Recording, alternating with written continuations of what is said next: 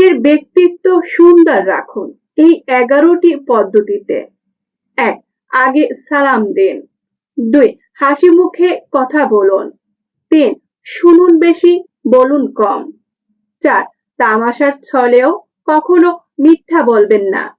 5. ভুল হলে বিনয়ের সাথে সরি বলুন। 6. অকারণে বেশি হাসবেন না। 7. ধীরে ধীরে কথা বুঝিয়ে বলুন। 8. আগে অন্যর কথা শুনুন, পরে নিজে বলুন। 9. কোনো বিষয়ে অযথা তর্কে জড়াবেন না। 10. বেশি বড়ত্ব দেখাবেন না, তাই আপনার যত কিছুই থাকুক না কেন। 11. অলওয়েজ টাইম রাগ নিয়ন্ত্রণ রাখার চেষ্টা করবেন।